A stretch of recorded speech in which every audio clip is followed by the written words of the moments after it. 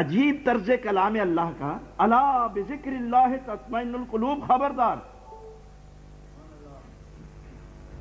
حضرات، عرف عام میں مشہور ہے کہ جب کوئی آدمی کام کرتے کرتے غلطی کرے، بولتے بولتے غلطی کرے، چلتے چلتے راستہ بدلے اور اس راستے میں خطرہ ہو، تو دانا، بینا اور عالم اور اس انجام سے باخبر انسان اگر پوری بات نہ بھی کہے تو اس کو اپنائیت کی بنا پر اشارہ کر دیتا ہے، خبردار،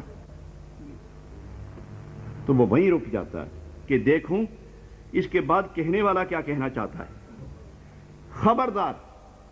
تو یہ لفظ خبردار ایک نئے عمل، نئے پروگرام کی طرف مائل کرنے کے لیے ایک بیداری کا اعلان ہے، لیکن رب العالمین جب فرماتا ہے خبردار تو اندازہ لگتا ہے کہ خطا ہو گئی، کوئی بھول ہو گئی، جس سے اللہ نے ارشاد فرمایا خبردار۔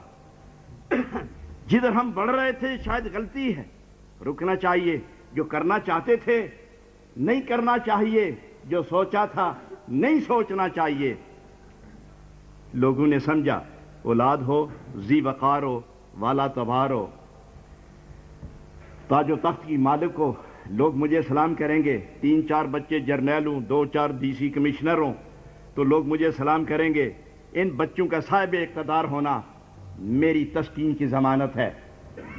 کسی نے یہ سوچا کہ بچے پڑھیں اور ان کا علم شہرت کا باعث ہوگا، وہ شہرت میری قلبی طمانینت کا سامان بنے گی۔ کسی نے یہ سمجھا کہ اتنی زمینیں ہوں کہ غلے سارے ملک میں تقسیم ہوں اور اس شہرت کی بنا پر مجھے لوگ قاسم رزق سمجھیں کہ اس کے گھر سے رزق تقسیم ہو رہا ہے۔ کسی نے کچھ سوچا، کسی نے کہا مزدوری کرو، تجارت کرو، وزارت کرو، حکومت کرو، مربے خریدو، بچے پڑھاؤ، تاج و تخت کے مالک بنو، ملک و ملت کے مالک بنو، اس سے دلوں کو سکون ملے گا۔ اللہ نے فرمایا الا، خبردار، بھول ہو گئی تم سے۔ اولاد کی وجہ سے طمانینت حاصل کرنا چاہتے ہو، اولاد مر گئی تو کیا کرو گے؟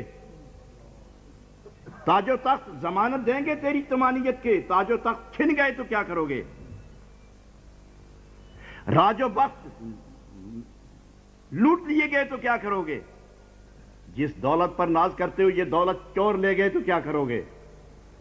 پھر یہ عارضی سبب سے عارضی سامان جمع ہوا ہے، اس عارضی سامان سے جو طمانینت ملے گی وہ بھی عارضی اور چند لمحوں کی ہوگی۔ میرے نبی کے غلاموں، تمہاری یہ بھول ہے، میں تمہیں بتاتا ہوں کہ تمہیں کیوں نہ بہت چین و تسکین دوں۔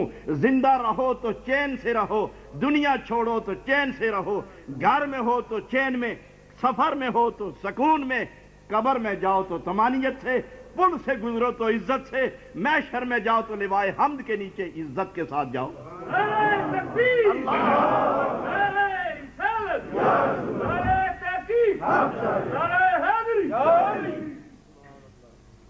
جو تمہارا فیصلہ ہے غلط ہے، میرے نبی کے دامن سے وابستہ خوش نصیب ہو، بذکر اللہ تطمئن القلوب، اللہ کے ذکر سے دلوں کو طمانینت ملتی ہے، اللہ کے ذکر سے دلوں کو چین ملتا ہے۔ اور پھر یہی نہیں فرمایا کہ ذکر کرتے چلو، ذکر کرتے چلو تمہیں چین ملے گا، ضمانت دی فاذکرونی اذکرکم، میرا ذکر کرو میں تمہارا ذکر کروں، میرا ذکر کرو میں تمہارا ذکر کروں۔ ہم ذکر کرتے ہیں اللہ اللہ اللہ اللہ اللہ، یہ تو تخلیق خلق کے بعد یہ حروف تخلیق ہوئے، اس کے بعد ان حروف کا مجموعہ بنا کر اپنے لیے چند حروف چن کے ذاتی نام کا تشخص فرمایا، اور وہ حروف جمع ہوئے تو اللہ بنا، ورنہ بے شمار نام ہیں لیکن کچھ صفاتی ہیں اور یہ ایک نام ذاتی ہے۔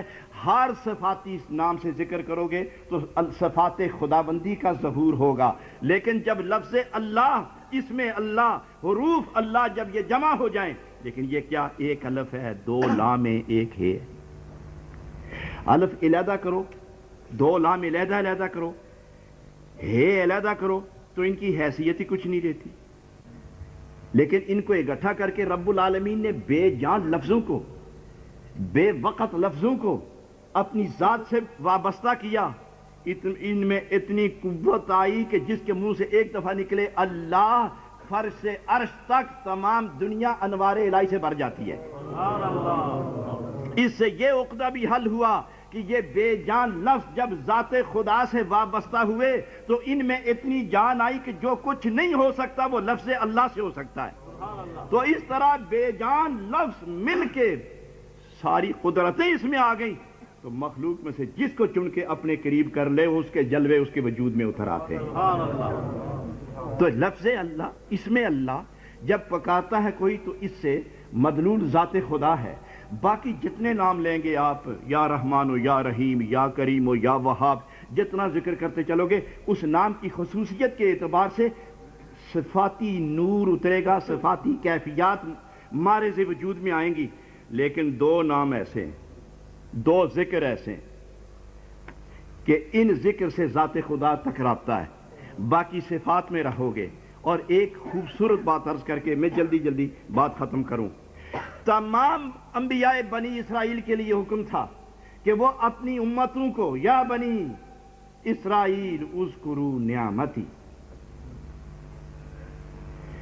انبیاء بنی اسرائیل کی امتوں کو حکم ہے کہ اپنے رب کی نعمتوں کا ذکر کرو. نبی پاک کی امت کو حکم ہے تم اپنے رب کا ذکر کرو. ان کو حکم ہے ذکر صفات کرو، ذکر انعام کرو، نعمتیں گنو، چرچا کرو، شکر کرو نعمتوں کا. لیکن یہاں ذکر بھی نعمتوں کا کرو، نعمتیں ہی گنتے چلو اور انہی کا ذکر کرتے چلو. لیکن نبی پاک کی امت کا جب معاملہ آیا تو فرمایا نعمتوں کا صرف شکر کرو، ذکر صرف میری ذات کا کرو. تو گویا